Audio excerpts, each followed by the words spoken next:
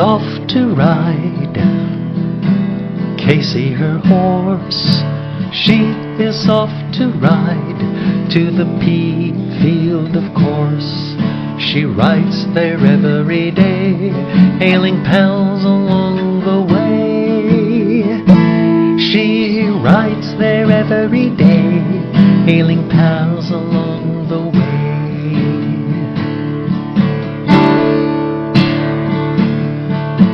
Off to Maywood to play once again. Off to Maywood for games with a friend. They'd dance side by side in the tunnel they would hide. They'd dance side by side in the tunnel they would hide. At Bullfrog College, under the oak trees, she'd make fingertip acorn dollies with ease. She would take them home to Paradise Court, to the warmth of the Colonial, to guard her snow fort.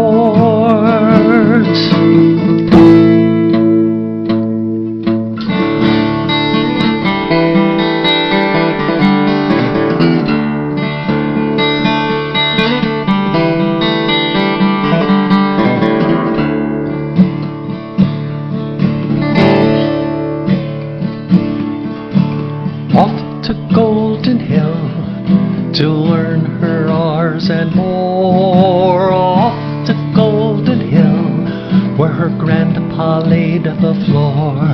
Her family roots run deep, such memories to keep.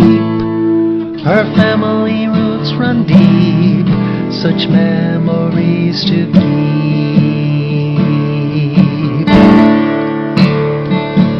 Such memories to keep.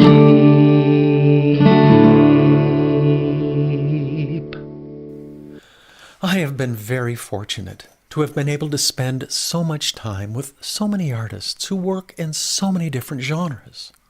Artists with whom I have performed, artists with whom I have swapped songs with backstage and during song circles and after parties at festivals, and artists that I brought to the stage when I was working as a talent buyer.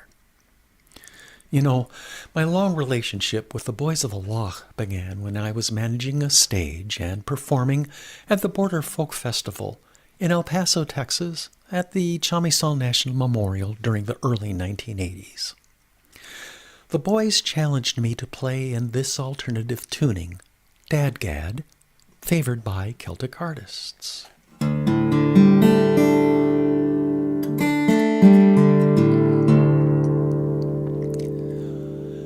This tuning found its way into songs I wrote 4 decades later for my album, The Driftless Sessions. I married Dadgad tuning with my wife's childhood memories of growing up in Rochester, Minnesota, riding her horse over the driftless prairie just outside of town, playing with Lily, the great-granddaughter of one of the founders of Mayo Clinic, at the Big House, now known as Maywood Historic Home, and going to elementary school where her great-grandfather, grandfather, and some of the other Colvin boys laid the oak wood floor. Thank you for watching this episode of A Songwriter's Craft. These videos are not intended to be a songwriter's workshop. Rather, I want to share my story as a songwriter through these videos, and I hope you enjoyed learning a bit about my music and songwriting process. If you haven't already done so, please share any thoughts or questions you have about the song featured in this video in the comments section. And in the comments section, please record what city, town, county, state, country, zip code, or postal code you call home. I need to report viewership statistics to the Minnesota State Arts Board as part of the evaluation process for a grant I received to support the production of this video. Please watch this space and subscribe to my YouTube channel for another episode of A Songwriter's Craft. This is Stephen J. Schmidt, wishing you well and signing off.